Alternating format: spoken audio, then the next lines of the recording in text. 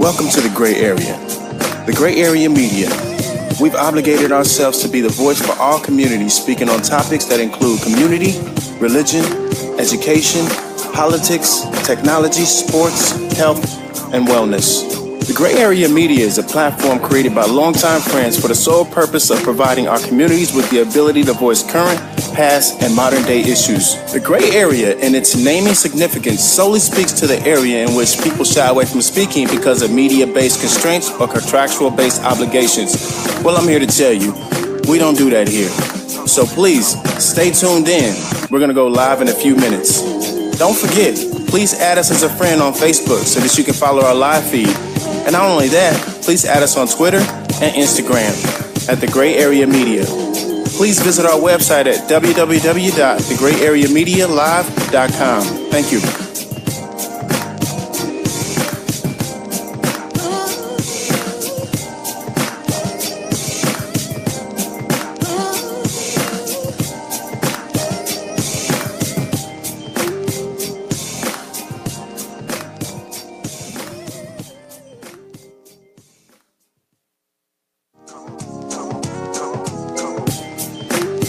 Welcome to the Gray Area.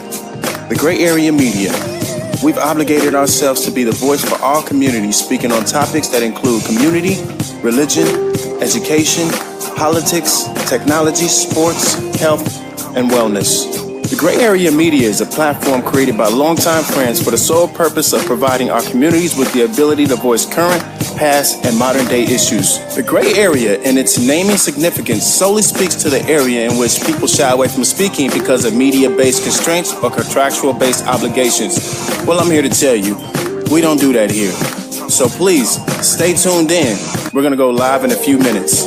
Don't forget, please add us as a friend on Facebook so that you can follow our live feed. And not only that, please add us on Twitter and Instagram at The Gray Area Media.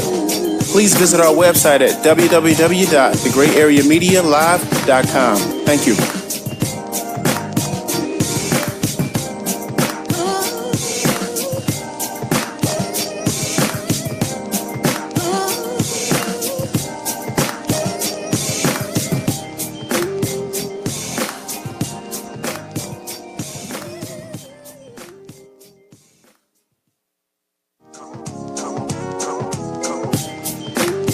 Welcome to the Gray Area. The Gray Area Media. We've obligated ourselves to be the voice for all communities, speaking on topics that include community, religion, education, politics, technology, sports, health, and wellness. The Gray Area Media is a platform created by longtime...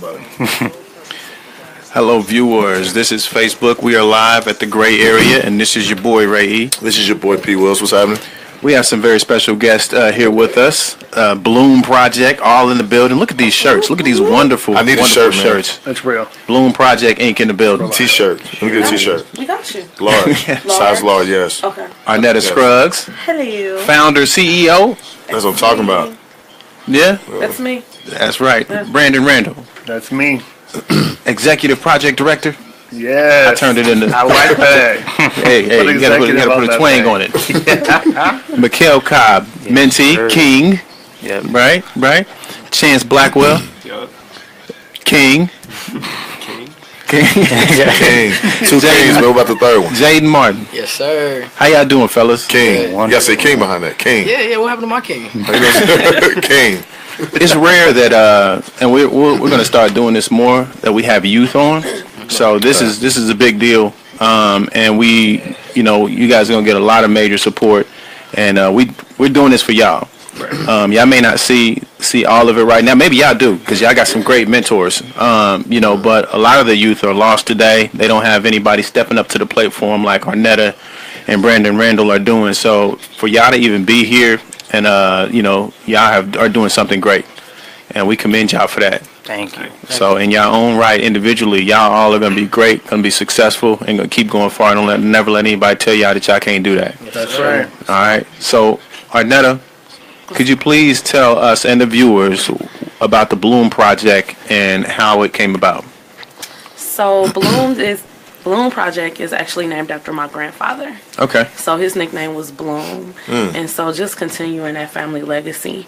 And so we actually started with King's Feast, which we'll talk more about. But with King's Feast led to a lot of young men basically coming up to me and saying we need more than just King's Feast. Okay. And so we want more workshops and we want more discussion about things that we're going through at home and in school and with our families. And so I was like, you tell me the topics and I find a professional man to come in and talk to them. Right. And so, we definitely been going from a church to the library to now we're in 2 locations here in Indianapolis and 1 location in Fort Wayne. Wow. Nice. Growing fast. Yeah.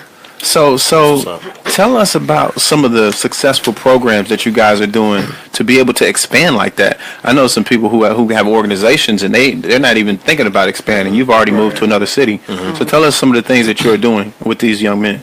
So everything that we do is based off of them. They tell me their ideas and we create them. Okay. We coordinate them. I'm an event coordinator. So for me, we do this in our sleep.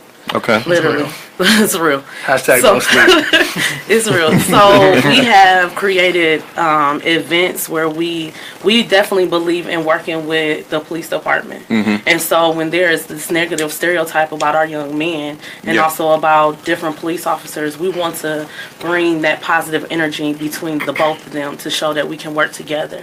And so we created hashtag Are You Mad or Not, or Okay. just dinner and discussion with the police department. And so those interactions allows them to actually meet police officers that are out there, showing positive energy for them as well. Right. Awesome. That's Yeah. great.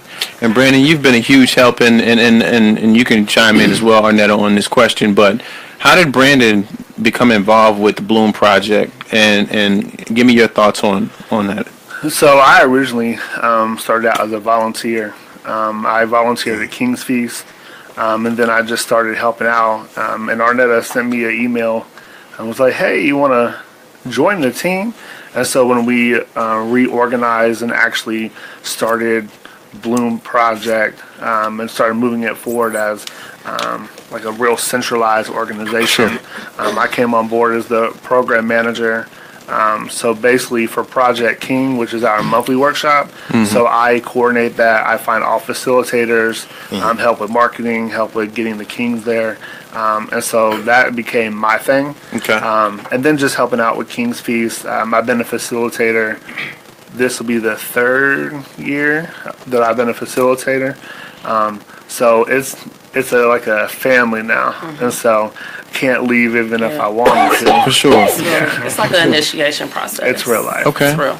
Yeah. That's awesome. And I mean, I'm just impressed with what Bloom is doing, and I want to talk to the youth here in a minute, and get their perspective on things and how it's going, because there's probably other youth that need to hear this as well. Right. But you said you've expanded to Fort Wayne. What are you guys doing in Fort Wayne? Are you kind of mimicking what you did here and taking it out there? And how is that going?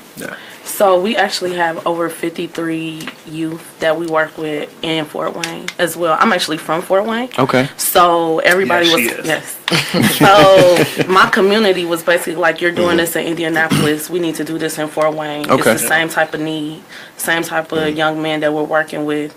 And so we brought the organization there. Okay. And so actually Elkhart is our next stop. So Okay. Oh, yeah. wow. Yeah. Yeah. What are the core values that a person, has to have if they, want to be a part of Bloom? So a king or a mentor? Both. Okay. So for our mentors, we look for men who are consistent and who believe in youth-centered approaches. They have to be open-minded and inclusive, but they have to be dedicated, because we want men who understand that a mentor's role is very impactful. And so if you come on board and then you leave, that actually creates a negative impact. It does. So Okay. we need mentors, we need professional males who understand that this is for the long haul, and they understand what kind of impact they're going to make, because some of our kings, they form that relationship with their mentor that they may not have anywhere else. And so it really creates this secondary level of trust, and relationship modeling is very important. So we look for that. For kings, any young man who's 12 to 18 can come to our program. Okay. We don't reject anybody. All of our programs, for the most part, are free. And so we just make sure that the young men that come to our program are invested, because we're going to invest our life into them. And so we want some sort of reciprocity in that. But they have to want it.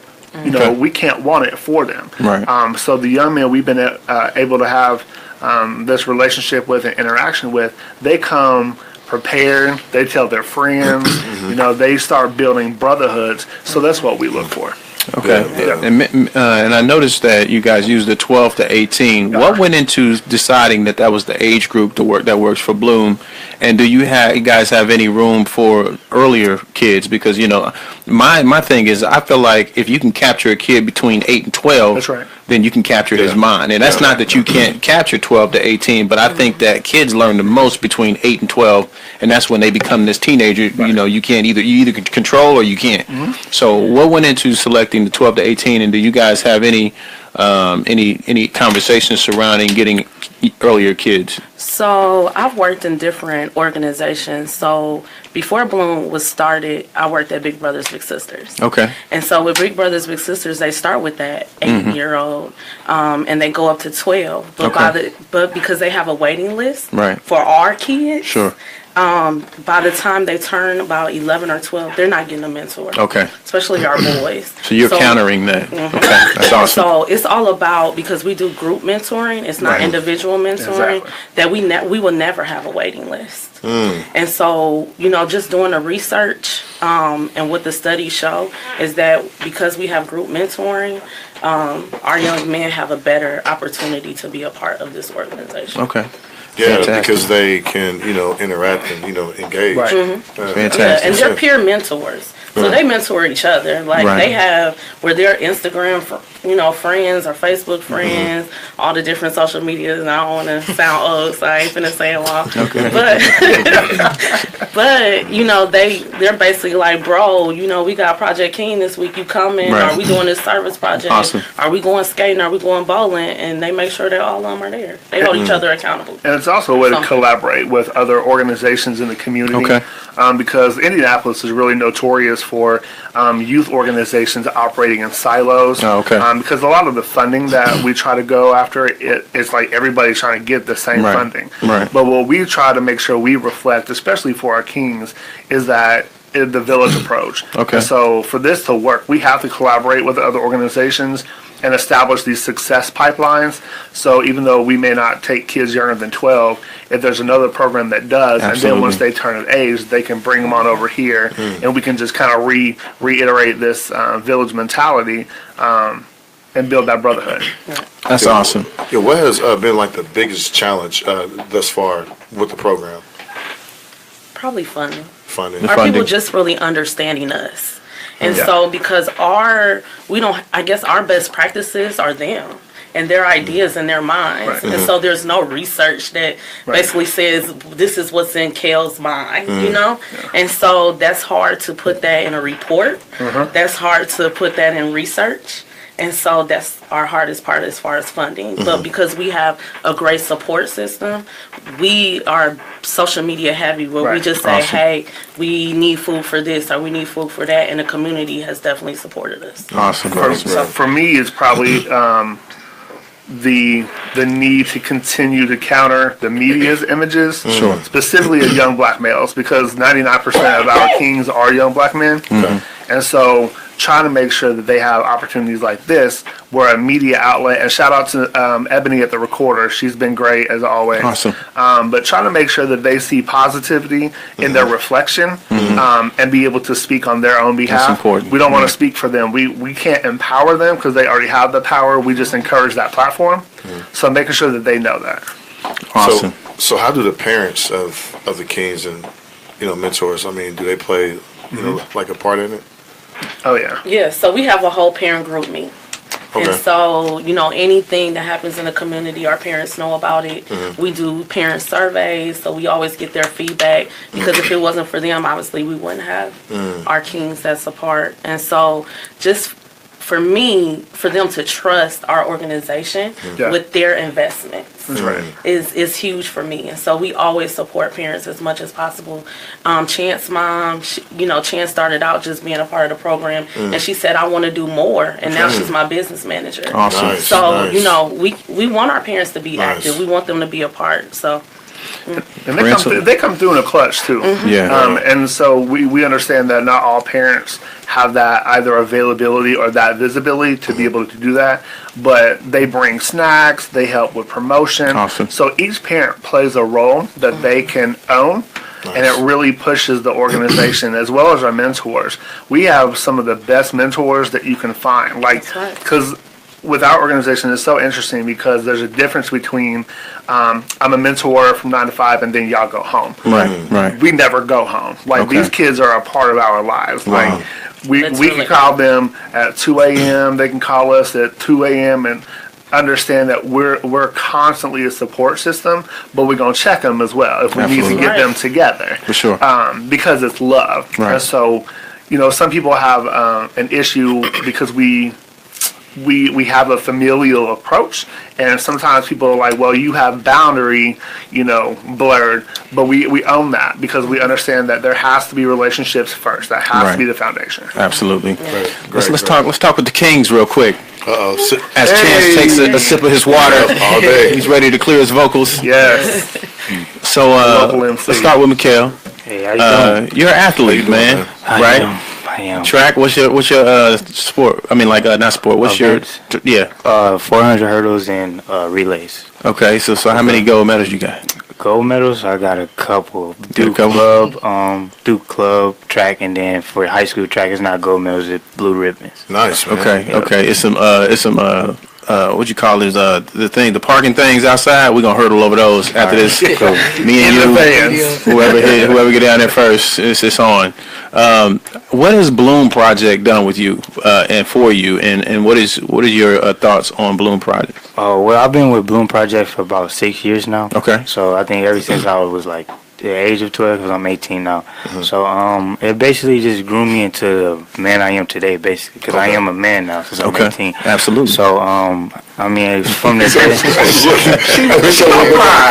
gonna cry. Oh, bless her. Go ahead, Mikhail. So since the day I joined, I mean, it's just from the way we had to dress for King's Feast to how we had to present ourselves, how we had to stand up and talk, how it just brought me out of my shell, basically, because I knew where I wanted to go, but I didn't know how to get there. Right. That's basically, so I knew I had to, I didn't know like who I could reach out to, who I could meet along the way, how to set goals, things, just like small things that turn into big things all at once.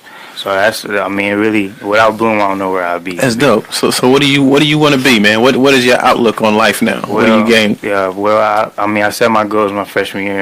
It was to complete high school, do my track thing at high school, pursue my master's degree in computer science. Nice. Awesome. And I got my own business now, Kel Productions. I do web designing and Man, right here. I gotta holler at you. yeah, and then also become Olympic champion in the 400 hurdles. That's dope. Yeah. Oh Great. wow. Great goals, man. Wow. Great job. Great job. That's phenomenal. Thank you. And I'm gonna holler at you because I've been doing well development for 13 years, so I got some keys for you. All right, cool. All right, Chance. Hey, Man, how do you feel about being the same name as the rapper that's so giving these days? Do people call you Chance the Rapper? all the time. Yeah. So, what has Bloom Project done for you, man? A Well, I've been in Bloom since. little bit closer. I've been in Bloom since the end of my 5th grade year, and I'm a sophomore now, so Okay. 5 years. Oh, nice. And yeah, going into Bloom, like I was like a very shy person. Like I would never talk. Like even the mentors, they try to talk to me. I wouldn't even look at them. And at that point, I was just going because my mom would take me. Okay. So Yes, and Mom. plus, I knew Miss Arnetta, and she was awesome. But yeah, going into that, I was like shy and stuck to myself, introvert, and just going to the program like on a daily basis. Every Third Saturday, Friday. third Saturday of each month, Yeah. and just going and hanging out with the mentors, and they was like bringing us in like we was brothers, and like we've been knowing them for like forever. Yeah. So like it was like very close, and that's what brought me out of my shell. So Like I went from not saying anything at all during the discussions to saying everything. Dope. So, yeah, and then also, it's not just the mentors; it's the other kings around me too. Okay. So like my friend Mikhail here, like he inspires me because I see he got that laser point focus, and it inspires me to keep on my work and stuff. Nice. Still sharp and still, man. That's what's up, man. Absolutely. Still sharp and still. Always remember that, and we can't do it without each other. You know what I'm saying? What's your outlook on life? What do you want to be? I'm actually looking at a few things: architectural engineering, Okay. and then producing, and then makeup design. There you go. We got a producer right here. So you know, see how they I will whipping get over with you, there? man, after this. Yeah. You're gonna see a little bit. Say no more. What was the last one? And makeup design. Makeup design. That's Okay. dope. It's rare to see a male say that. I know. Yeah. That's dope, man. No, serious. that. Yeah, that's dope, man. Because I mean that and what people don't know is that stems to everything from Hollywood all the way down to like makeup. So that's a big deal. Yeah. Jaden Martin Yes, sir. with the hat on in the cutty over there. Is that him? He be hiding in the corner like. Make sure I'm you call him I'm just King, low man. key over here, y'all. I don't know him. What's going on, man? Nothing much. So let me tell you. Okay, yeah, that's what I was gonna ask you. I was waiting for the question. To tell myself. Where's Nels at? Where's Nels? Yeah. So what is Bloom Project done for you? So I started Bloom, I want to say around 3 years ago. Same as Chance, you know, my mom, she kind of just put me in this organization. And Okay. I'd been in organizations before, so, you know, I'm thinking it's going to be same old. I'm good with following directions, so I'll go to an organization, do what they tell me to do, to my mama, you know, say I can bounce. Oh, okay. So I go into this organization, you know, I'm like, okay, this is going to, you know, I'm going to see some people, I'm going to say some things, and I'm going to be out of here quick, fast, and in a hurry as soon as I can. I actually wanted to stay, and I'm saying that now. That's dope. Like I can't see myself ever leaving this organization. So from the time I was real talkative. I came into the program real talkative. I wasn't talking when I got in, Okay. you know, because I'm just not, you know, I'm seeing everybody. But, Okay. they put my talking to good use. I'll say that because I used to be a class clown. Okay. I'm not a class clown anymore, and I'm sure somebody will try to deny that. But, I was real talkative, and you know, I never really put that to any type of use. It was more just running my mouth. Okay. Since I've been in Bloom Project, I've done like so much public speaking. I done been on the news, radio. I done spoke at this event, that event, and the thing I like about that is like I used to talk, but when if it had to be in front of a group of people, I'd be like, you know, I don't really want to. Okay. I ain't trying to talk in front It had of to be on your own terms, huh? Yeah. Okay. And now it's just whenever I get on stage, they've given me the ability to just talk. That's Like, dope. I have no issue speaking in front of a large group of people. Alongside that, with the mentoring, my mentor Brandon Randall, he's been my mentor since day one, and Nice. I've had mentors before. You know, I've had mentors, and it's just like they call me every now and then. Hey, you do your homework? I was like, bro, that homework was like 4 days ago. Why you not calling me? Oh, They okay. turned in. You know, they'll check up on me when it's convenient for them, just so Right. they can go back to the organization and say, yeah, I'm checking up on them. Right. You know, just so they can get their credit. Right. When I joined this organization, that's what I expected. I expected a dude, you know, he gonna call me every now and then, be like, "What's up with you, man?" Like, nothing cooling.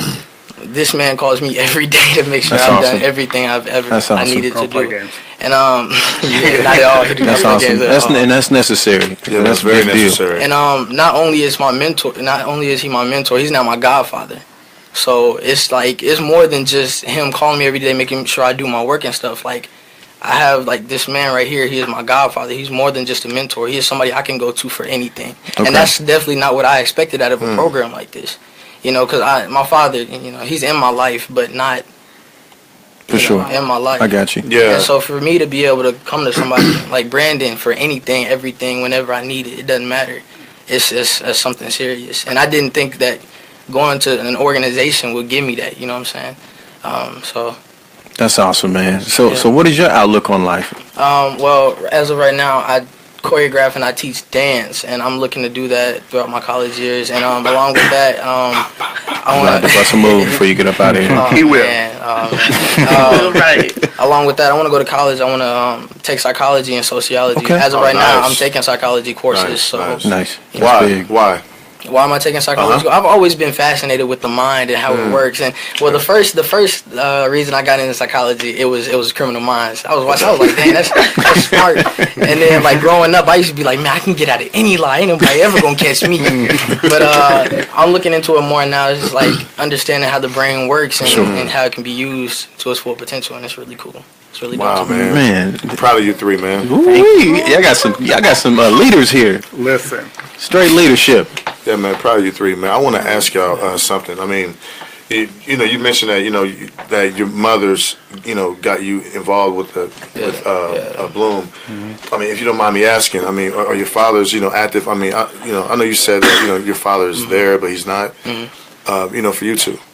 Yeah. I moved down here in the 6th grade from Flint, Michigan. So all my family is majority back in Michigan. So I only moved down here with my mother and my little brother.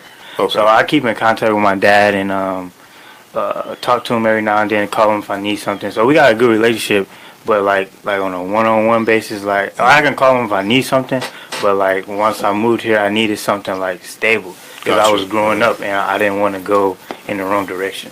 And I knew my mom wasn't gonna let me, but it was certain stuff that she just couldn't teach me though. Shout out to Mia. Right. And that's a conversation that we tend to have a lot in regards to young men. And it's not that women can't raise a son. It's just that men can give you something that you need. Your reflection.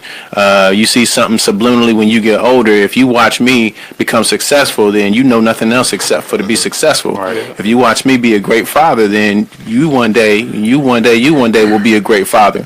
So it's up to us to step up to that plate, and it shows more every day when we have programs like this where Bloom Project just step in and become that extra help that you need. You know what I'm saying? That extra help. So man, it's commendable to see you young fellas speaking like you do, and just growing to be y'all gonna be successful. Driven, man. So we gonna keep following y'all and checking up on y'all just like Brandon is doing. And we really, anytime y'all want to come to the studio, get in here and either get on the mic or just have a chat with us, y'all are welcome to do that. I'm gonna take advantage of that. Please do. These three. Please. I'm surprised you didn't have speaker in your category of things that you wanted to be. I mean, public speaking is something I'm really good at, but as far as like just doing it, I don't know. But don't get me wrong, if somebody it's gonna come. Public speaking, it's gonna come. Yeah.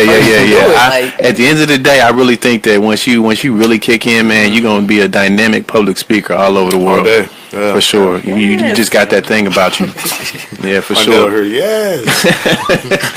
So signs and wonders. So tell, because we know that when these guys came to you guys, it was a piece of work, right? You're like, oh man, and it's not a knock on them. It's just that every kid has a story where they came from, and unfortunately, a majority of black children are coming from single parent homes or no parent at all. So tell us what it took, from the time that these guys came to your doorstep and to get them where they are now, because that's a process, and I don't want people to think that as soon as they get in, it's all cake and butter. Right. It's work behind that. So tell them what it took to do that. And I think it's still ongoing work. I would say really like with Mikkel and Chance.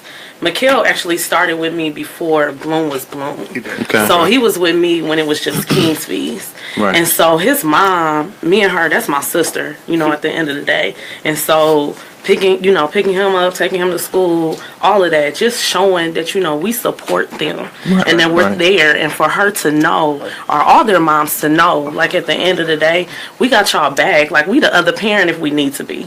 You put us on the emergency contact. If that's whatever needs to happen, they need rides, whatever, we're there. Football, basketball, track, we're there. And so for that, I think that's what they needed to see. Yeah. That's most important for me, is for me to be, when we take our road trips and, me taking them different places, I always ask them, what did you learn today? Okay. And, that conversation right there is deeper for me than what happens actually in Project King discussion, because we have those deep conversations in the car. That's, like when we went to Flint, Michigan, for, Like Mikhail said, he's from Flint.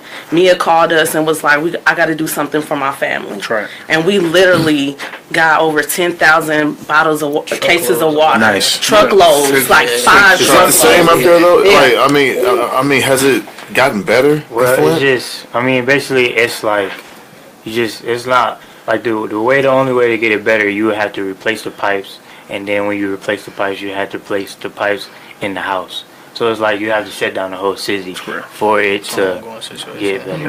Like, it's a catch-22, basically. Yeah. So basically, you just gotta bear with them, or you just gotta move to the outskirts. Right. So Wow. his family is our family. So when they going through, we going through. That's right. Right. So when they said they need water, we there. Like, Right. you know, Awesome. we put it on question. social media. We start talking to churches. We start talking to schools. We made, drop off stations. And we was like, we going to Flint. Right. And we went to Flint. And it was a lot of people, came up and was like, well, here's my birth certificate or here's my ID. No, you need the water. Right. Like, we're not asking for documentation. We went into neighborhoods. We had a little parking lot, drive through. We did all of that. We made sure that it happened. And that's what we do. And that's the other thing that we, really focus on. A lot of programs, they focus on curriculum first. Sure. And then they build to relationships. We have a curriculum, we have evidence-based strategies, but we focus 100% on relationships.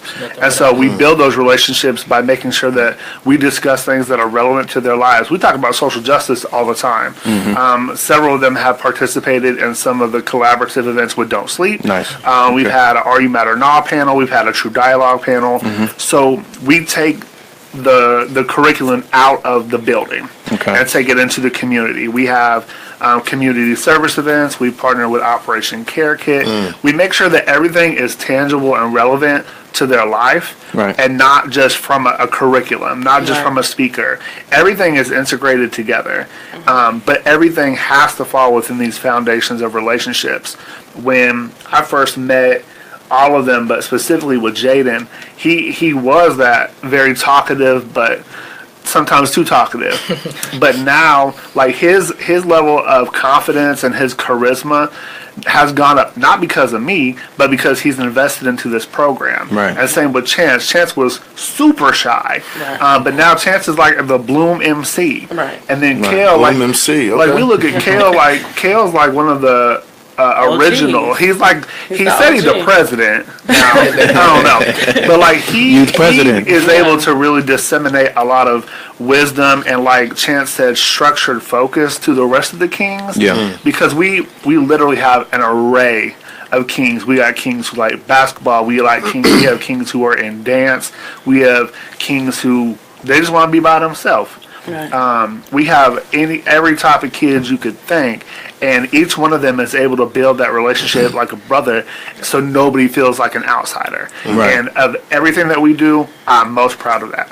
That's awesome. Wow, man, that's powerful, man. All right. Yeah, I want to get to the viewers. Shout out to the viewers that are tuning in. Yes. Shout out to the What up? viewers. Hey, please share this, on your page too, as well. Question for you three: for the young man, what is your greatest struggle today? Start with me? Yeah. Greatest struggle. Like fear or just whatever it is to you. I think for me it's like it's just I got a fear of like not making it, because I work like I depend on hard work. Like I never depend on talent. I always wake up and be like, Kel, you wasn't talented. Your God gift is hard work. Okay. So I feel like all this hard work, if it don't like hit where I want it to hit, that's like my fear. Because I feel like they say how hard work beat talent, and I put in all the hard work. Right. So I think that's mine. I think just the uncertainty of For sure. this. But just know that hard work is going to get you very far. Absolutely. I mean, I was a young man, 18, 19 years old, and I used to say the same thing because I had that work ethic because of my mom. But you never can look 10 years into your future and realize that, oh man, all the work I've been putting in, that's why things are so easier now. And that's one thing that I want young people to realize is that y'all got y'all whole lives ahead of y'all. Right. So this time that y'all putting in work right now, just realize that y'all going to be 10 times better than y'all are now. So imagine being good at what y'all do now, and 10 years from now, y'all going to be like crazy on top of it. Right. You know what I'm saying? So there is no fear. Right. Really. Like, I really like, because from when I started track and field, even with academics, Yeah. from when I was in the 5th grade, when I used to get bad grades, moved here, Yeah. straight A's, I've been getting straight A's ever since. That's awesome. And then track and field, I started when I was in 6th grade, started taking the series in 8th grade. Now I'm getting recruited by the top schools. Nice. There it is. All day. So it's just- What college you going to? well, I'm Purdue. still undecided. No, I'm still How undecided. you, man? I'm still undecided because I'm really trying to go to the south though. Okay. I'm Don't, getting don't say recruited. Purdue in this room ever again. I mean, I'm just saying. IU all That's day. awesome. That's awesome, So- man. So what about you? Well, my biggest fear is really growing up, cause like I know once I leave my mama's house, that's when it gets for real. Yeah, for So- sure. And me just starting as a sophomore now. Last year, like I said, I was barely passing a few of my classes. Okay. So now, like I'm trying to like keep that laser point focus For sure. and try to get straight A's. Like I'm so close to straight A's right now, and Absolutely. I've never been that close to straight A's. No chance. And, Motivation. Makes Yeah. tears. And, Motto. yeah, Keep it up, man. That's just my biggest fear is like actually growing up and then getting to that point and then falling off. Like I see so many people with signs outside of grocery stores and stuff. Yeah. Like coming out of high school and not knowing where to go. Right. And then It's real. That in itself is motivation. I remember riding down 38th Street and I used to see these older guys like in their 40s and 50s riding on bikes. I used to be like, what happened in your life Yeah. that the end result was you riding a bike? Like you had so many opportunities to get a car, and then I thought like they didn't have to set those opportunities. But I used that as fuel, and I said I'll never be that guy. So keep that up, man. Yeah. Usually that fear that y'all speaking of is what's gonna drive y'all, Right. and it's what's driving y'all now to be successful. Keep that. I'm not gonna say that fear don't exist because you do need that to be a wake up call. You know what I'm saying? But keep it up because that fear right there is what's gonna drive you to be the best person you can be. That's right. All day. My greatest fear and or struggle is, I want to say, finding who I am. And once I do, will I like who I've become? Right. And I say that to say, like, I'm not into most of the stuff that, kids this generation are into. And that sets me off as an outsider. And it's hard being an outcast. Not to say I get picked on or nothing like that, but it's hard not being able to Right. find as many people to fit in with as, Right. I'm not going Right. to say I'm a loner or nothing, but it's rare that I find people who are into the same stuff that I'm into. And I have this conversation with my mentor a lot. It's like, I want to be me, but I feel like me just ain't good enough sometimes. And so like, Why is that? how do I? This is Why like you feel like that? this is hard to explain too. I feel like because when it comes to so I write music as well. I write music. Okay. And whenever I do, I try to it's not like the mainstream, like they got like Right. Young Thug You and, got an old and all soul. that. Yeah. Not even that. It's like I got my own little thing. Y'all know who Tyler the Creator is? Yeah. Yeah. Like type stuff, like some crazy weird kind of Yeah, stuff okay. going on. And then I got this vibe, like I'll say, one way I portray that is through photography. Okay. So I do a lot of I take a lot of pictures, and they're not just like selfies or nothing, which is what you see if you scroll down your timeline most of the time. Like I take like legit pictures, and they're weird, but my pictures aren't just pictures to me. Each of my pictures tells a story. Each of my pictures has their own meaning, and a lot of people don't see that the way I see that. They see that like, man, this dude Sounds is similar weird. to me. I get that a lot though. I get that a lot. Like, bro, like you cool, but you weird. Like I don't know you, but you weird. Your For pictures sure. are weird. Like Yeah, you're for different. sure. I like it. You just abstract, bro. Yeah, That's yeah. all it is, man. I mean, you just abstract, And and it's- that sounds a lot like me. But go ahead. And it's like so I'm not gonna say that I purposely try to fit in, but I find myself a lot of times doing what a lot of people in this generation do. Just I don't purposely do it because it's what everybody else does. It's just I find myself doing that because I feel like me. I just can't be me all the time. And I know that's not how I'm supposed to feel. That's how I'm supposed to think. But my biggest struggle that I'm trying to overcome is being happy with who I am or who I think I am until I find who I am. Right. Right. Right. Well, I can tell you that just based on your conversation, I know that you're ahead of your time. Your thought process and the way you're thinking, and just know that you're never an outsider. You're a leader, and people aren't naturally at your age going to follow you. you know, but it's innovators like you and thinkers like you that take us to the next level. Everybody that said that at your age was somebody like Steve Jobs, dude is Mark Zuckerberg. All these guys were guys who were looked at weirdly, but as soon as they became successful, now they the dude. You know what I'm saying? So keep that mindset, and all y'all, don't let anybody tell y'all that what y'all thinking of is in like for your mind and growing as a person. You're gonna be different. That's right. You should. If you don't have people following you, then you're just a follower. And I'm not saying that in a rude way. I'm just saying if people aren't at your age, people aren't naturally going to follow you. But like he said, he's following you. It's something about you that he wants to be. Yeah. So now he can embrace that. And it's hard for it's hard for people from my generation to say that about the man next to him. True. So that's how I know that y'all are just like living leaders right now. All day. Because y'all are able to be transparent about y'all fears and what y'all want to be. And us, as people who have been there and done that, we could tell y'all right now, y'all gonna be very successful. Very. Just keep that mindset. Yeah, keep that mindset positive. and stick together. Yep. Y'all gonna argue, y'all gonna fight all that stuff, but at the end of the day, y'all got to stick together. And it starts right here in this room. I can watch 10 years from now. I'm telling you, these dudes gonna be CEOs of something. Or something, or If not within the next 2 to 3 years. or creating something. Look, Shout out to the Bloom Project for making it happen. Come on with it. Come on, Oprah. Let me get it. I gotta get a tier 2. Oh man. Y'all don't know how refreshing it is to sit across from y'all and hear these kind of things. Yeah. Because we should be having these kind of conversations with our kids every single day. What's going on with you? How does school go today? You need any help with anything? Naturally, we've become we succumb to a system that really wasn't really for us. But we just figuring out that, hey, we got a right to do all these things and more. Now we can be there for our kids, and y'all gonna grow up and be there for y'all kids. So it starts with us. It starts now. And what y'all doing with the Bloom Project, phenomenal. If anybody's listening that's a viewer right now, get with the Bloom Project, because if they pumping out young men, young leaders like this, I'd be amazed at what they can do for your son.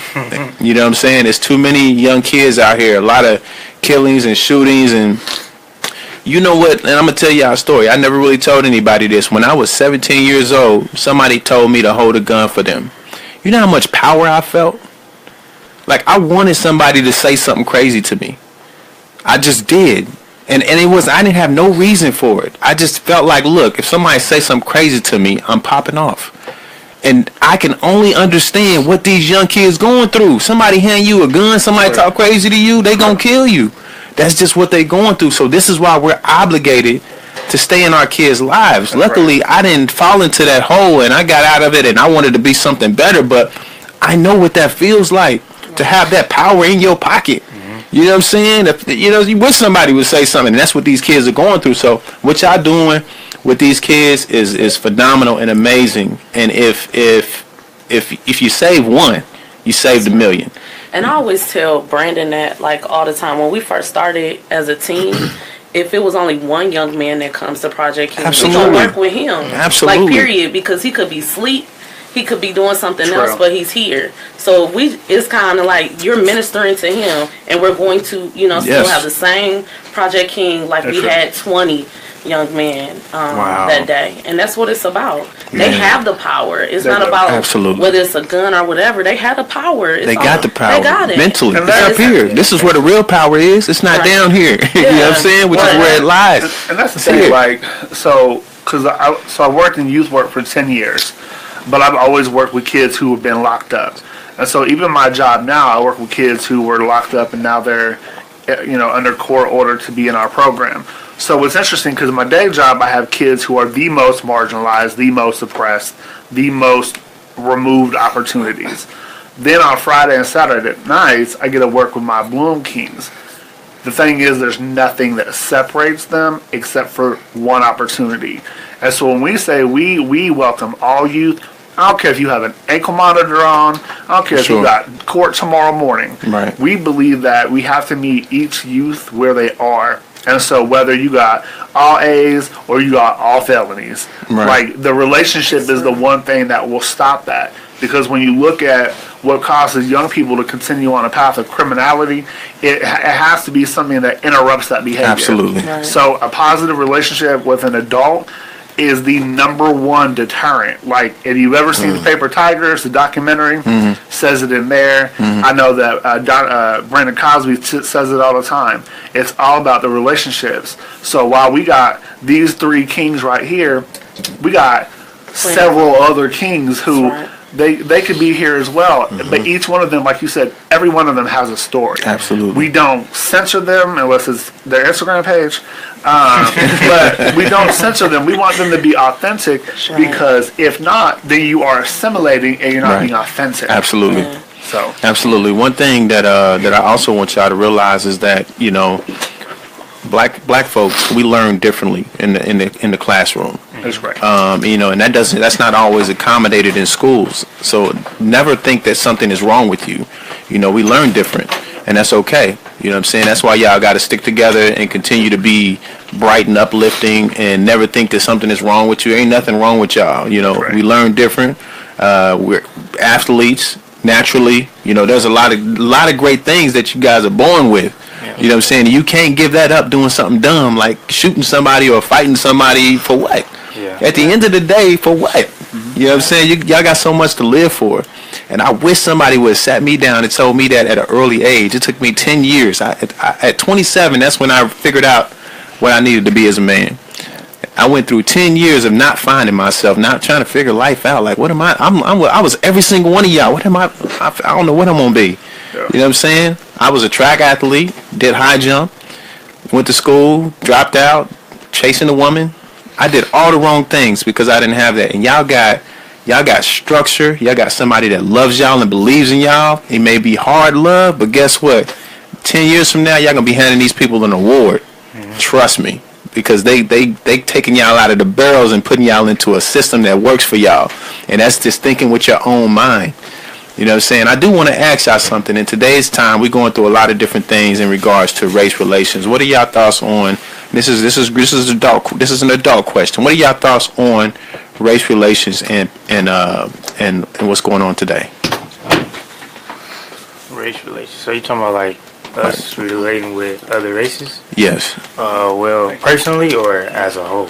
Just personally. Just your personal experience. Personally, I actually have a good relationship with other races. Awesome. Because like at Pike, we have like mixture of races. So we have It's diverse. Yeah, very very diverse. And I remember my freshman year, I ran cross country, and so so I met like it wasn't a lot of black people, but it was like a lot of white and other races. Sure. So I mean, at first I didn't know how to approach it because I was like, For sure. I ain't never been in this situation. I'm from Michigan, Right, Flint, right, Michigan. right. So I don't. Now you're in a school with a lot more white folk. Okay. Right. And I remember my middle school didn't have that either. Right. So I'm like, I don't know how to really approach it. Right. But I mean, they're just like regular people. So you had a good experience. Yes, very good experience. Learned a lot of things. Like they take, I think I got cool with all the juniors and seniors when I was a freshman. So they told me all the classes to take, For sure. what to do, like how certain teachers was. It was just real cool. It was like Right. we had like a brothership, but just Right. a diverse brothership. So it was awesome for me.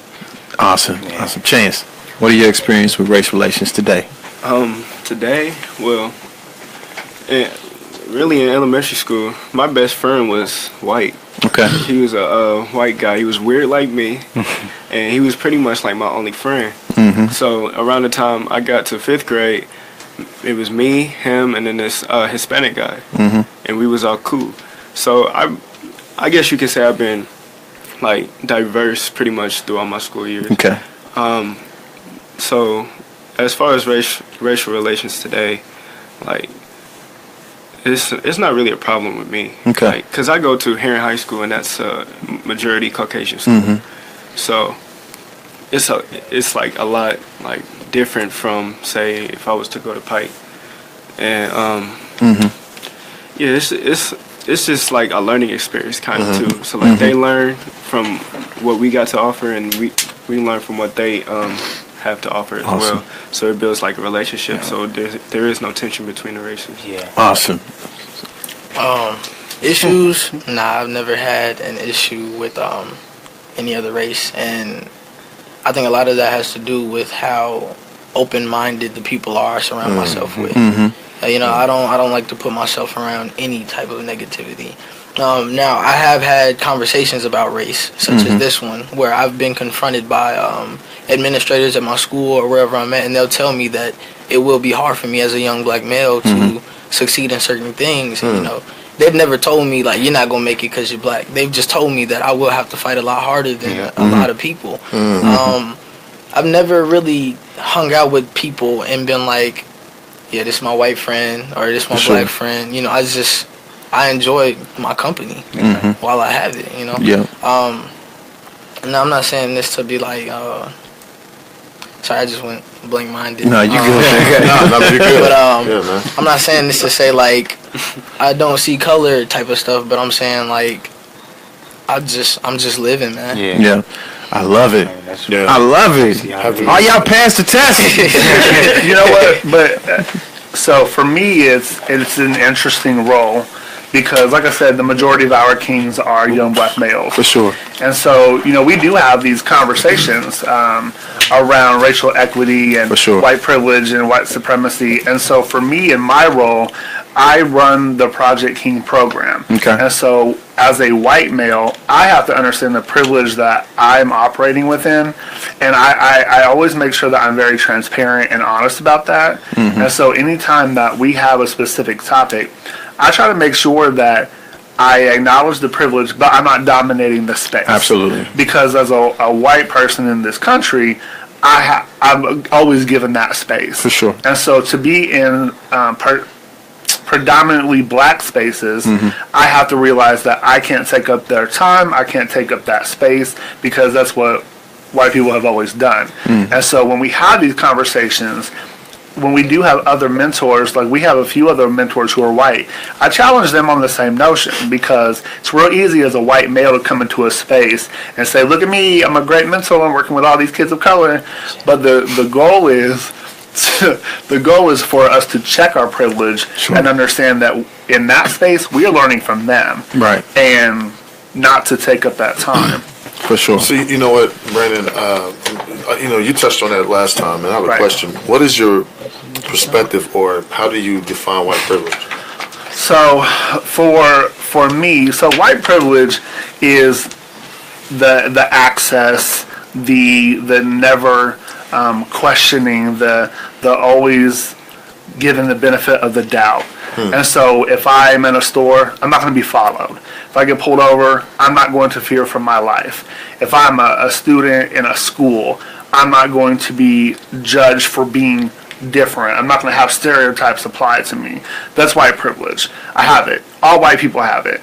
And so when working with young people, it's even more prevalent, because what you'll see is there's a lot of trends where white people, whether men or women, will be a mentor or they'll be a teacher, and they'll work with predominantly students of color, but they don't intentionally learn to build that connection. They're doing it for a job, or they're doing it for some sort of accolade, but they don't truly invest. They don't truly want to understand cultural context and nuance and how to build that relationship. Because for them, it's something to do, it goes on a resume, go home, I get a certificate, great job. So to be a true ally, and that word is very thrown loosely, but to be an ally or somebody who is invested in black liberation, black mentorship, you have to step aside and acknowledge the privileges there. We benefit from it every day. But how can you use your privilege to benefit communities of color? Whether that's looking at legislation that targets teenagers, specifically black youth. There was a bill here, it was Senate Bill 279, and it was Jim Merritt, and he tried to propose a bill that would have had an 8th grader directly waived to adult court for simple possession of a handgun. Last year, there was the pharmacy bill. When you look at who would have been directly impacted, it is black men, black young men, every time. That is legislation that is intentionally targeting communities of color. As a white person, I have to use privilege that I have and help to deconstruct that, because that's not okay. And a lot of white people, they don't know how to navigate that. They want to just be safe about it. In these times, we can't be safe. We all have a role, and we have to find a role and step up. Yeah, Awesome. and there are some white people that will say there's no such thing as white privilege. It's That's that, fine. you know, everyone is on an equal plane. You know, They're but wrong. yeah. Yeah. They can inbox me. In your, oh, go ahead. I got you. And for you three, you know, the Bloom Project wants to work with law enforcement.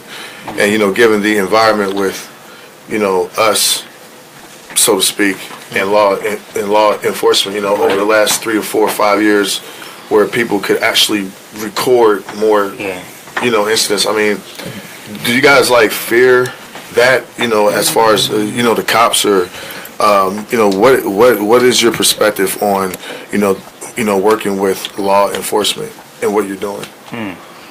Well, I know I personally created one, and we also had a lot of other events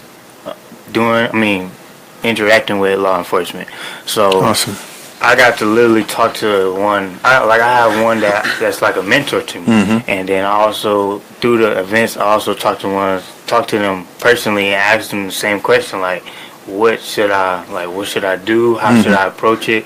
And I think now, like me personally, I know how to like handle the situation. I think now it's like my parents and like people that look up to me is more scared for me more than I am, because I think I know and I've been educated enough to understand what I gotta do. If something did happen, then it wouldn't be on me because I did what I was supposed to do. So I think just due to the interaction we had with the law enforcement and the one-on-one talkings and the events that have been going on, I think that I know how to handle it if it was to come. Okay. Chance.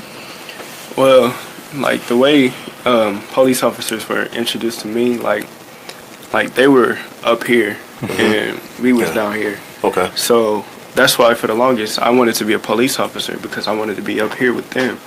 But getting older and being associated with Bloom Project, I realized they're just like on the same wavelength as us.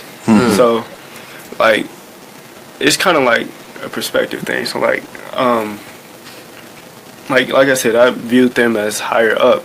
So that gives them like all the power, and we like it's hard to explain. I understand what you're saying. Yeah. Like, Yeah.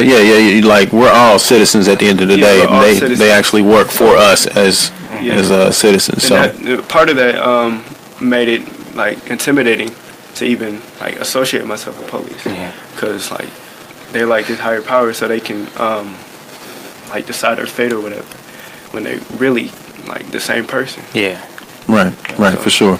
In many aspects, they are here, and we do have a lot of officers that are allies in regards to wanting to better the projects. You do, like anything, you have those bad apples or those people who, you know, want to be, you know, powerful or whatnot. But I tell you that there's more good officers than bad, you know, but there's a lot of things going on where we're trying to get those good officers to be more vocal, you know, because there is a blue wall, and if that's your job, it's hard to combat that. So, you know, it's nothing against any of the great officers, but, you know, like anything, you got bad black people, you got some bad white people, you got some bad officers. That's just the name of the game. So, you know, our duty is to make sure that, you know, we're vocal about that if we witness it or notice it. Yeah, because Okay. I've been introduced to so many good police officers. For sure. It's plenty out there. Black and white. Yeah, absolutely.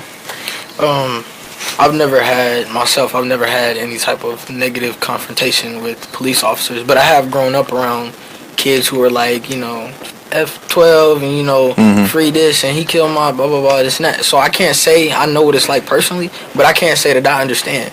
Okay. Now, I can only understand it from my point of view. Right. So to say,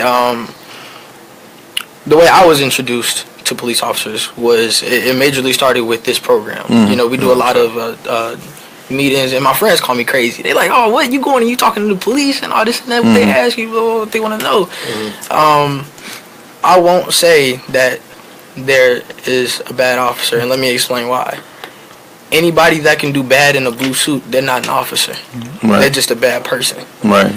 I only know good officers. Right. If you got on a blue suit and you do something you shouldn't be doing, you're not an officer. I'm not going to respect you. You don't deserve that title. Right. So That's interesting. Right. Yeah. So That's a great position, but it's hard to. Yeah. We want to add some clarification. So it's interesting because Arnett and I, we have two different perceptions or perspectives on the interaction with law enforcement. Now, like I said last time, like we've done a lot of work with IMPD. We've done a lot of work with Kendall, and so when we talk about how we interact with IMPD, I do appreciate the fact that we have been able to give the Kings in our program that other perspective, and that other type of engagement, but we also make sure that we don't sugarcoat things. So when it comes to interactions with law enforcement, whether local or on a national level, we are very honest about the conversations. Right. So when we look at, yes, there are some bad black people versus some bad cops, the one thing that we look at is institutions and systems. And we talk about that when we talk about community engagement. We look at situations like Tamir Rice and Ayanna Stanley Jones, and how, yes, individual officers may not be the problem, but there's definitely a disconnect in the institution. And we make sure that we open the platform for these conversations. We've had two very intentional conversations around police interaction. And the very first one that we had was the Are You Mad or Nah? And one of the young men in the audience said, "Why do you kill us?" And it was like Jaden said, that was his individual experience with law enforcement. And so as an organization, we affirmed the fact that he, was bold enough to stand up and ask that police officer that question. But then looking at what the response is, because a lot of times law enforcement, they're not trained well on how to interact with young people. Young people aren't as rational, they're not as constructive with their decision making, and so we have to make sure that law enforcement officers understand whether you interact with King Kale or my guy over here who runs off at the mouth, you have to understand that they're kids. And so while we are happy that the Kings in our program have had that positive experience, we also know that we may have a King come in who's been arrested, who has been tased, who has been bit by a dog. And so we have to also affirm that experience so they understand we will work with them on their level. Okay. Yeah. Okay. What are your thoughts on that, Arnetta? So we do go back and forth about this because we're very intentional on making sure that we do have law enforcement involved with Bloom. Yeah. And so even on our board, we have a IMP police officer. Okay. And Awesome. we make sure we have that interaction. We're really close with every chief of police that has came on board. We are on first name basis with them, and so we make sure that they know about Bloom because we want them to see there are positive young men out there. Absolutely. And so not what you see on TV or Right. what you read about, because most of the time you're not going to read about them. Right. Because guess what? Media is not going to show them. Except for y'all. Exactly. All day long. Shout out to them. Right, shout out to y'all, giving them that positive, showing this positive energy right here because they don't get that on TV. We have asked media to come out, the news channels. They will not come. We have King's Feast every year. They'll let one of them shoot each other. Right. And that's the thing. We've been in the Indiana Government Center for over 4 years. And no media will show up. But probably, but if one of them shot each other or had a fight, they'll be right there. Right. So it's like to have over 200 young men in professional attire and business attire, and you can't come to come out. It needs to be seen. Yeah, it needs to be seen, but they're not there. Well, shout out to the Bloom Project for consistently continuing to do this. And I'll tell you what, this platform is available anytime y'all want to come and do this. Anytime. Seriously, because, and that's why we even have this program is because we realize that when we turn on the TV, we're getting biased opinions from all different sides, and none of them are articulating who we are. Right. So we need to have a platform, which we do now, where we can display all the greatness that you guys are out there doing and becoming, and that your organization is doing. It's just beautiful. I only got one question to ask y'all. Who's your favorite artist? Music. I got two. You got two? Yeah, I got, Chance and Kendrick. You got, no, hold on, wait a minute. You got to explain why, too. Why two? All right, I got a male one. Okay. Well, it's kind of split between the male. It's like Lil Wayne and Kendrick. Okay. My male one. And I got a female one. That's Keisha Cole. I love Keisha Cole. Okay, R&B man. Okay, Keisha Cole. okay. Now, so explain the rapper. You see Kendrick and Lil Wayne. Explain why those are some of your top. I listen, like when I listen to stuff, I listen for lyrics. So Lil Wayne, his metaphors, all the little details that he do, like when he made the metaphor about the lasagna and all, like G's moving silent like lasagna, like all that little stuff, like all day and tomorrow. Talk crazy. Don't get him started. So like I mess with Lil Wayne, and then Kendrick, he just, man, it's just, it's self-explanatory. Okay, absolutely. Definitely a monster in the hip hop game today. Oh yeah. Okay. Chance, who's your favorite artist? You gotta tell us why. It's actually a tie between 3 people. You got 2 guys and a girl. Okay. So, what's this? Gucci Mane. I'm gonna say the woman first. So No Name Gypsy. Yeah, I was sure what to say there. That's exactly what I was going to say. Hold on, wait a minute. No Name Gypsy. No Name Gypsy. Oh man, you don't know No she Name go by Gypsy. No Name too. He said it like a question. You don't know what It is a question. I have no idea. You gotta got check her Spotify? out, man. Huh? You got Spotify? Spotify? Yeah. No Name Gypsy. I'm gonna look that up. Okay, so was it R&B or hip hop? She's Like hip hop, like chill hip hop. Trap soul? I know what that is. Okay, go ahead. The other 2, Chance the Rapper, and that's pretty self-explanatory. Okay, yeah. Why not? And also, he's a I like Ray Charles because my name is Ray. he's a great artist too. Like with each of it, like we was just talking, each of his mixtapes, they tell a story. Yeah. So like you can just look at the album cover and see the story.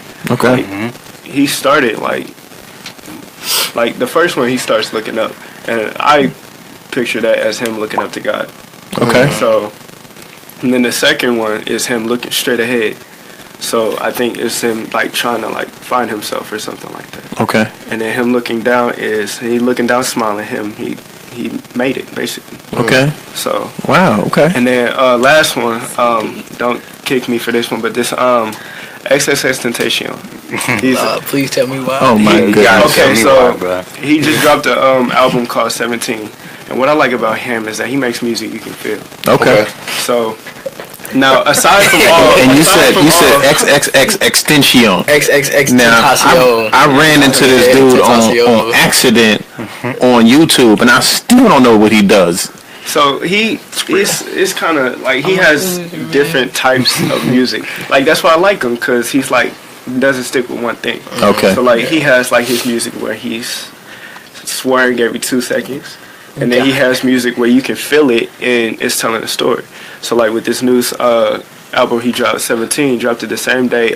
Lil Uzi dropped his Love Is Rage 2, and he's actually his album did better than him. Okay. So, and he got this song called Jocelyn Flores on there, and he was with a girl, and after breaking up with her, she killed herself. Oh wow! And he's basically was going through it, and you can feel that in the song, like that, how much he was hurting, and that's what I listen to music for. Okay. Music that you can feel, like in your heart and everything. That's dope. Okay, that's what's up, man. In the heart. All right, Mr. President over there. My favorite artist, I'm stuck between 3 as well. Okay. Chance the Rapper, Okay. No Name Gypsy, and myself. I'm a big fan of myself. He's not lying. I'm his biggest fan. Ain't nothing wrong with that. Chance the Rapper, man. Let's start with Chance the Rapper. I don't know all the facts about Chance the Rapper. I'm not gonna name any songs on albums and all that. I just know that when I listen to him, I can't listen to music that don't, touch me in a type of way, Okay. So like what he was saying, you got to feel it, but it's more than just a feeling to me. It's like, so I guess it is a feeling, but it's like like a rush. like I'm there, like this music, and especially with me being a dancer, I find myself whenever I'm listening to him, I find myself in the middle of class, Oh, okay. like touch or something crazy, and just Okay. people look at me like, what is he doing, man?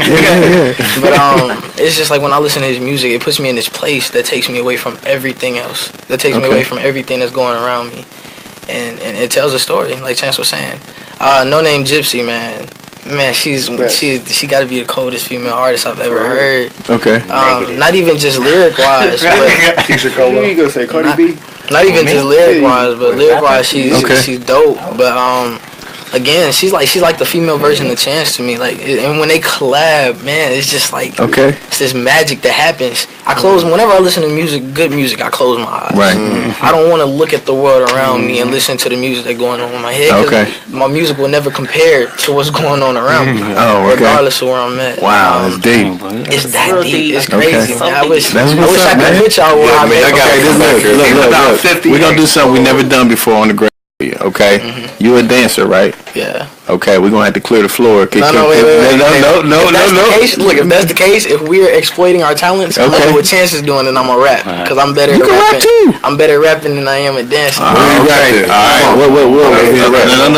Look. I'm going to pick an instrumental. If you a true lyricist, it don't matter. Oh man. Because if they hear it, they might block it. Oh, that's right. No. I'm gonna give them something that's not acapella. No. I'm gonna give them something that's not. But they ain't gonna be able to hear it. No, yes they could. No, they don't hear it, but it'll be a delay. So it's got to come through the mix. Question. What's happening? Can we do acapella? Because when I rap, I want to feel my own lyrics. Okay. All right. Okay. Before you say that, shout out to Miles. You know, Miles Dukes. Shout out to Mom. Shout out, Ma. I know you are too. Wait. Somebody said y'all have a song together. That was his mother. Wait a minute. Shout out to Who got a song together? Shout out to Sharon. Y'all got a song together. Y'all want to rap it right now? I don't. Wait, it ain't got no cursing in it, right? No. Okay. All right. Okay. Let's hear it. I don't even remember my part. Okay. Well, we'll do something off the top. All right.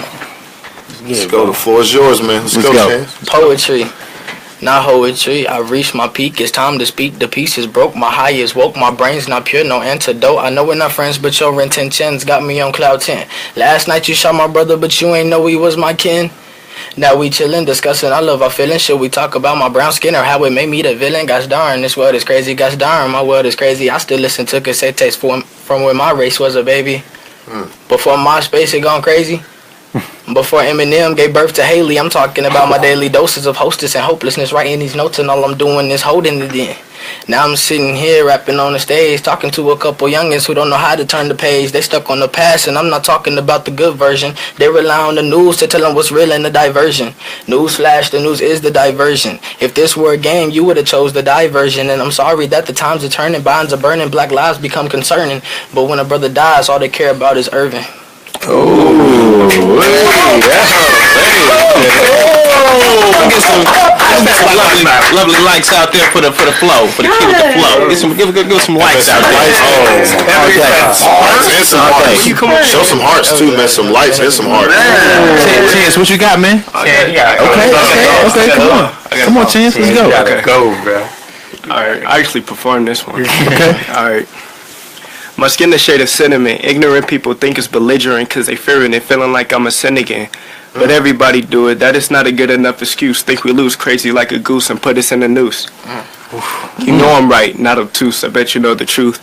Worst thing of all, they got us posted on the news. On some apocalyptic stuff, they really think they slick. Telling lies about a brother when they really wish they could be us. They don't want to feed us. I see us grow from a fetus, go Super Saiyan like Vegeta. My beautiful chocolate Nina, a proud mother like Tina. Viva la vida. I'm feeling like a leader. I'm feeling like I'm a leader of all of that power. And in an hour, I'ma have it all in my palm. And in an hour, I'ma have it all in my palm. And in an hour, I'ma have it all in my palm. This man said, hold on a second. Okay. This man said I'm right, but not obtuse.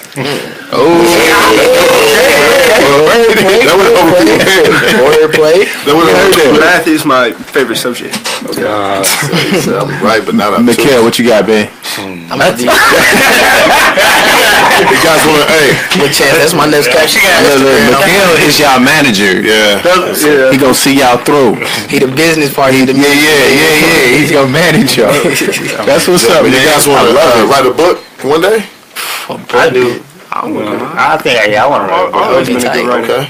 I love it, man. Y'all are inspiring, man. And you know, and we're older now, but it's good to see young brothers still having fun, still level-headed, have a different perspective and view on the world than most do. And I just want to tell y'all that, you know, we're going to keep repping y'all and supporting y'all. Man. Always know that y'all can come here and holler at us for anything. All right. Shout out to the Bloom Project. This has been wonderful. You know what I'm saying? And we got to have more conversations like this. Continue it. Did you have a chance to really explain the King's Feast? No. Okay. I want you to really explain the King's Feast so that parents and mothers can understand that they can get brilliant young men like this who are kings now. Yes. So they're actually going to explain it, but I'm going to start it off, and then whoever wants to cut me off, y'all ready? Okay. All right. So King's Feast is actually, we do this annually here in Indianapolis and also in Fort Wayne as well. We actually just had King's Feast in Fort Wayne. We had Jalen Smith from the Dallas Cowboys as a keynote speaker. Here in Indianapolis, we have it at the Indiana Government Center. We have over 200 young males. We have over 100 professional males that come out, business attire. It's all free. We do not charge for most of all of our events that we have. They have workshops. We have a career and college fair. So we have Purdue University that comes out. We have IU. There we go. We have Tennessee State coming out. We have Marion University that's going to be there. So just different colleges coming out, and just the professional males from all walks of life. And so we're always looking for professional males. So we would love for y'all to come out. When? Okay. All right. When? September 30th. September 30th. Okay. From 9:30 to 3:30. Just get registered at just go to our website and then have all that information, or go Can to our kids Facebook. Kids come? 12. 12, okay. 12 and up. What's the website again? Our website is bloomprojectinc.org. Okay. www.bloomprojectinc.org. That's our website. And so we give them the opportunity. This year we're actually going to do a live performance. We ain't giving too much up. Okay. But we just gonna say that what we want to give them, just a sneak. So this year's theme is more than a hashtag. Okay. So when you look at a lot of the over the last few years, there's been a lot of hashtag trends of young people who have been killed by law enforcement or just died in general. Okay. So we want the young men attending this year to understand that they are more than a hashtag. So we are going to have the performance, but we're also going to have several facilitators who are going to speak on something that relates to them being encouraged and speaking on their identities. So because I'm facilitating, and mine is the system created the hashtag. Okay. So looking at it from the perspective of how the system has created the platform for a lot of these things that have taken place. Okay. But yeah, they'll have facilitators, they'll have the college fair, but they'll just have, it's a huge networking event, but also for the professional men that come. Right. Because not only do you get to interact with the young men, you get to interact with each other and build brotherhood in that aspect as Absolutely. well. Awesome. So what is the King's Feast to you guys, Mikkel? Man, King's Feast is everything. Pretty much that's where it all started for me. I think, since I've been with the program, I missed one, and I think it's because I had a cross country meet when I was a freshman. You had to go to work? Okay. Yeah, I had to handle Seville. I think I won that meet. Yeah. Making you miss the King's Feast. You know what I'm saying? But yeah, the King's Feast is everything to me. It's a real big networking opportunity. Even for people that's not in the program, it's still to go, because you probably gonna meet somebody that you would never, you would have never met on your own, basically. Right. So we have even from engineers all the way to artists, all the way to some music artists. Like, it's just crazy. Like, the atmosphere is just all positive vibes. Nobody beefing. Everybody happy. We get fed. I don't go to events if I'm not getting fed. He just had to make that clear. Just so y'all know. But I mean, it's everything. It's everything to me. That's what's up, man. Nice, man. Chance, what is the King's Feast to you? King's Feast is a learning experience every time I go. So I learn something different every time. So this past one, it was in Fort Wayne, and we was talking about it was more than a hashtag. And then I remember one of the groups, they was talking about how you gotta like put yourself out there, kind of make it known that you're say for instance, I was to walk in the building, everybody know I walked in the building. So you gotta present yourself like that, basically. Right. That's awesome. what I got from this past one. But I've been to so many, I don't even know if it's one that I've missed. Wow, that's awesome. So is this dress up? Yeah. Dress up. Okay. No, I've been to about 2 or 3 King's Feast, and like Kel was saying, it is a big networking opportunity. Okay. Like whether or not you know somebody is watching you, somebody's always watching you. That's right. Because they know what you're into. Whether or not you know that they know what you into. They know.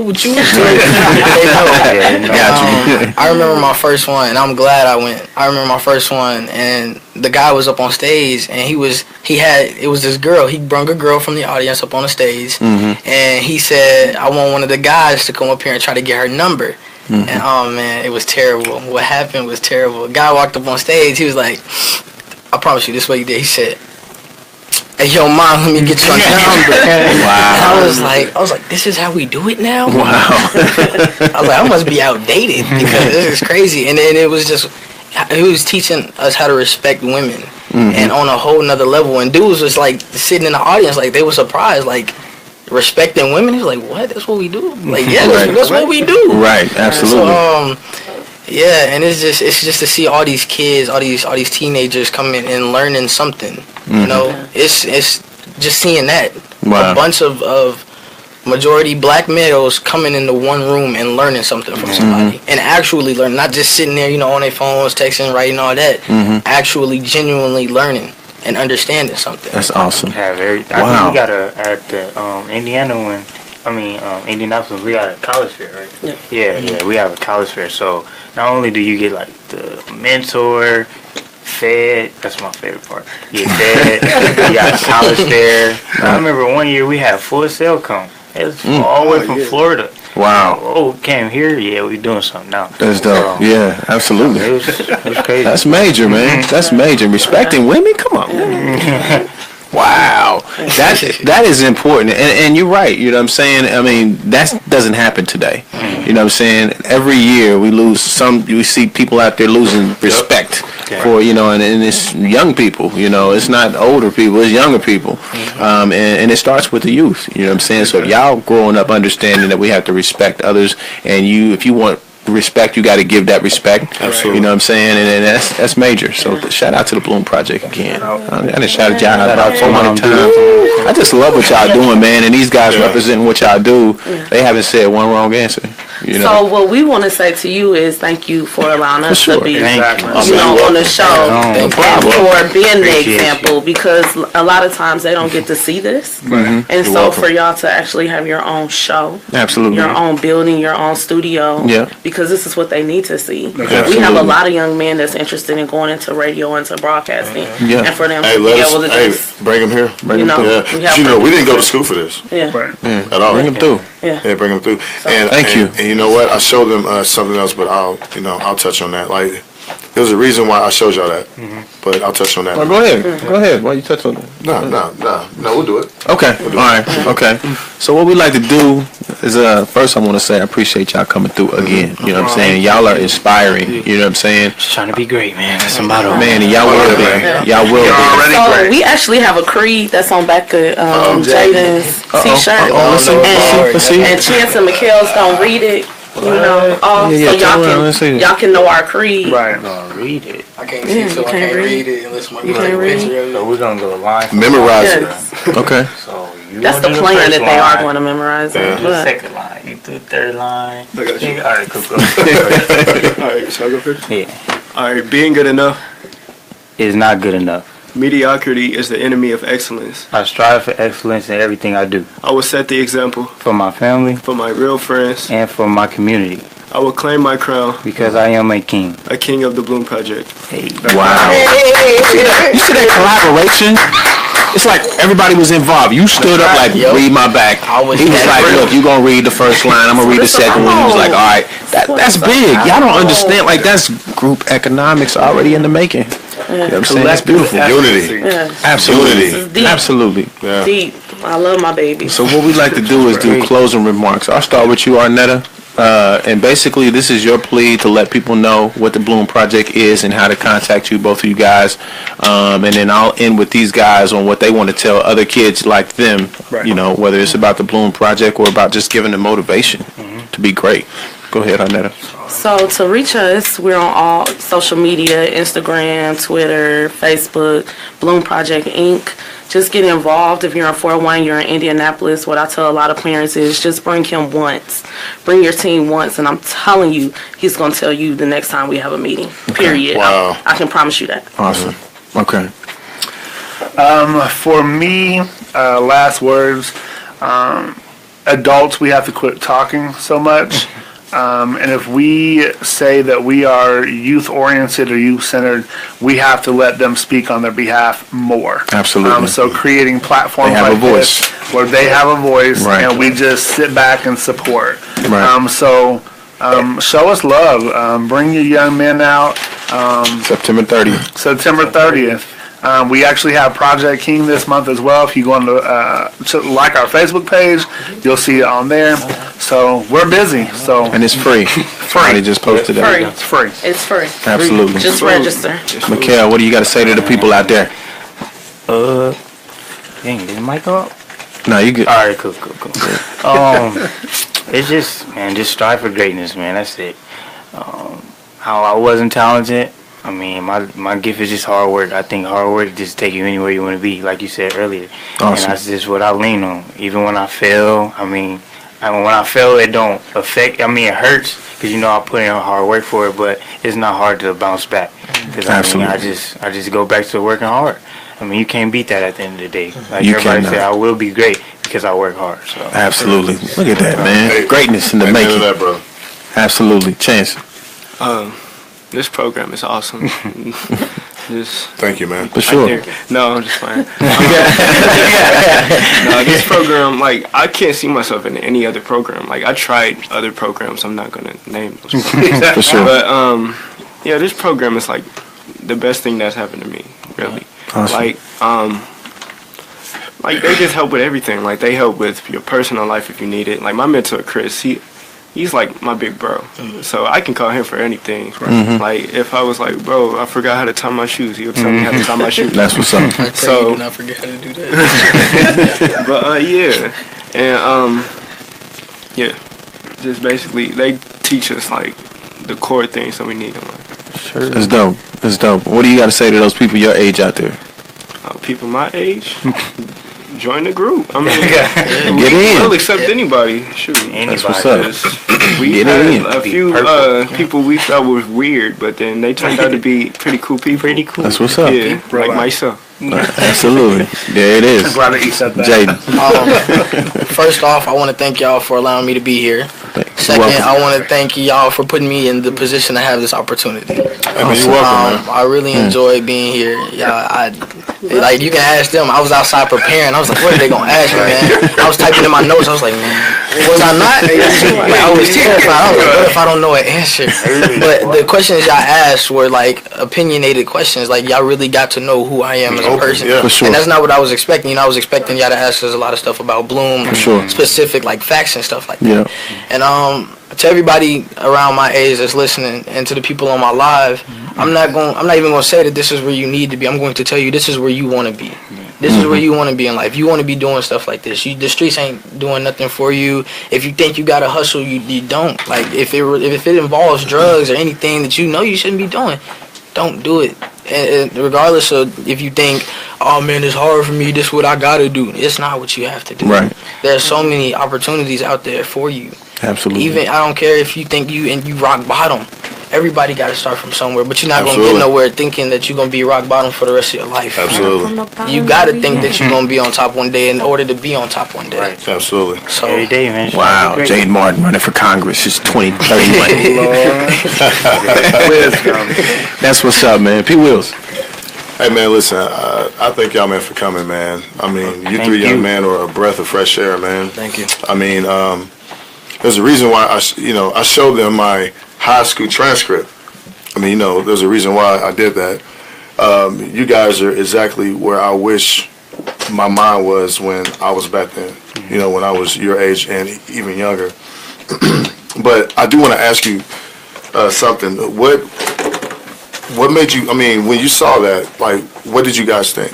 I know. I was, the first thing that came to my mind, like I know a couple people like that, and it's like, and at the time, like you try to help them. Like I remember I helped this one dude. I ain't gonna mention his name, But I helped this one dude, like he used to have, like he couldn't even play football, his grades were so bad. But I had him in science class, and I got him to an A.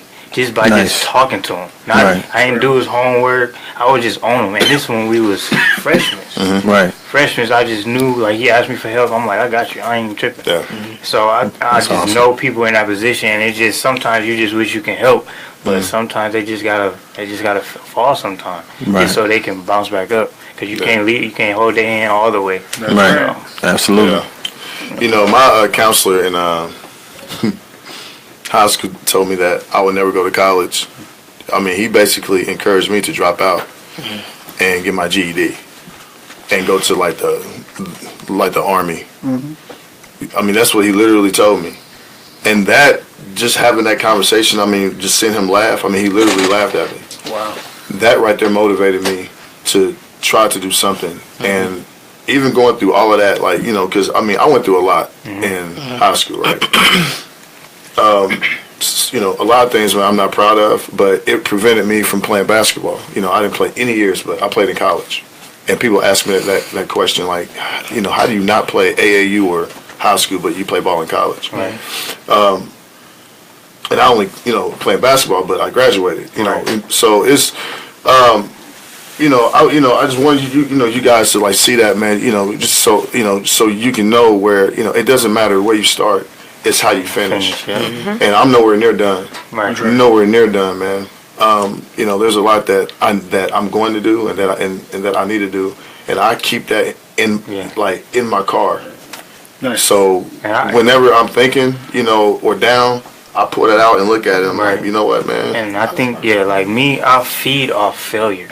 Like, that's like something I embrace. Like, when I fail, I enjoy it. Because if I didn't fail, I don't know what to do. That's how you learn. Yeah, Absolutely. I wouldn't achieve certain things if I didn't fail first. If I've been winning all my life and I finally fail, I haven't succeeded. Absolutely. And that's the key.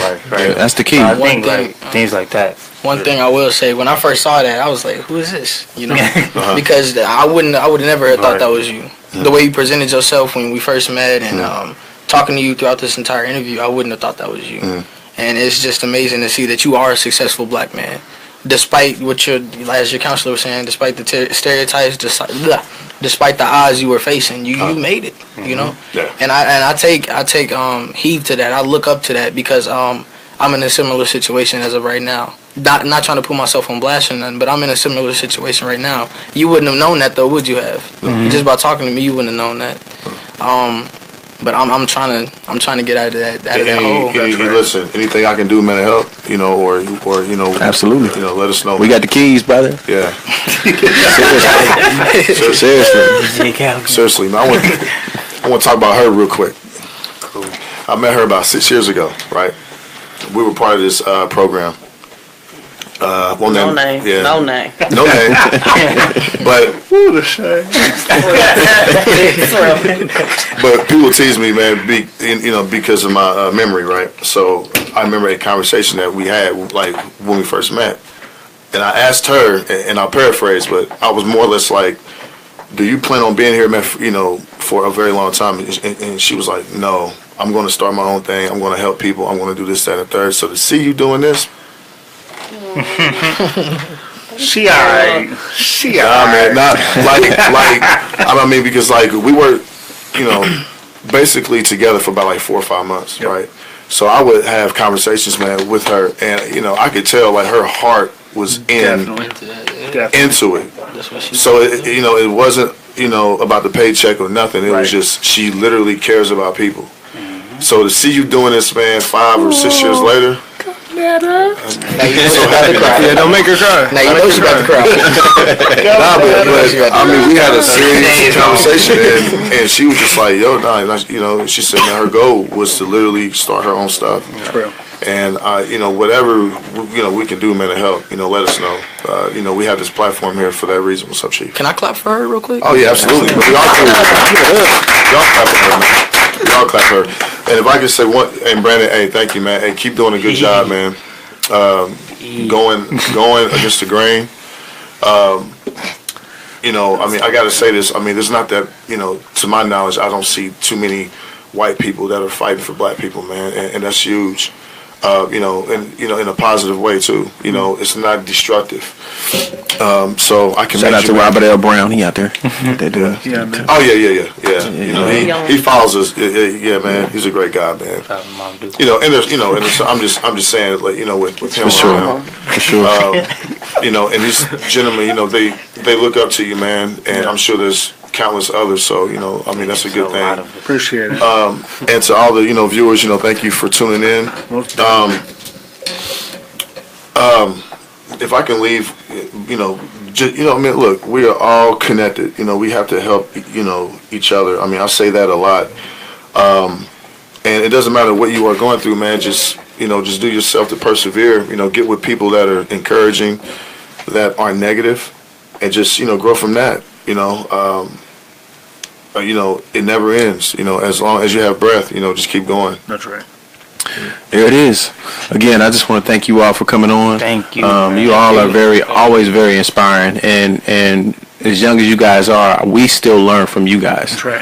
You guys are the future, and we must listen to you. We must listen to your concerns, and must listen to what's going on with you, and give you the platform so that you can voice your concerns. And it's our duty to make sure that we hear them and do something to help you. Right. You know what I'm saying? We have to do that.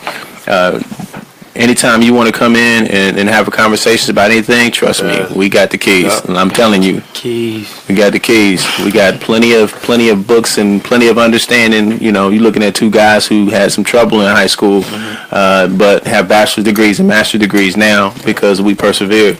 And we were able to, like I said, we didn't go to school for this, but we were able to do this because we want to. Right. You know what I'm saying? And we see that it's very necessary in our community, and that's what we all have to do. Action speaks louder than words. So what you're doing, what you guys are doing, this is all because we decided to make a decision to either change our mindset or do something to impact people, and it's our duty to do that. Okay? So I appreciate you guys for coming on, and we will have this conversation again. We definitely following up with you guys to see where y'all at. All right, appreciate y'all coming on. Shout out to the viewers for always tuning in and sharing. We love y'all. These people love y'all. Bloom love y'all. Shout out. We just can't get enough of y'all, and we do this for y'all. This platform would not be here if it wasn't for y'all. So thank you, and we'll see y'all again next time. Peace. Welcome to the Gray Area. The Gray Area Media.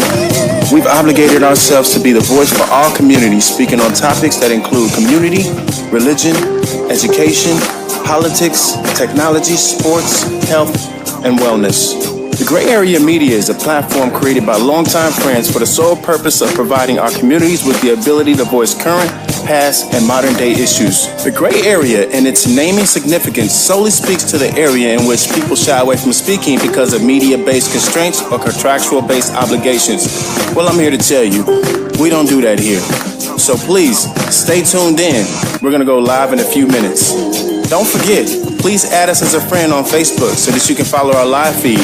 And not only that, please add us on Twitter and Instagram at The Gray Area Media. Please visit our website at www.thegrayareamedialive.com. Thank you.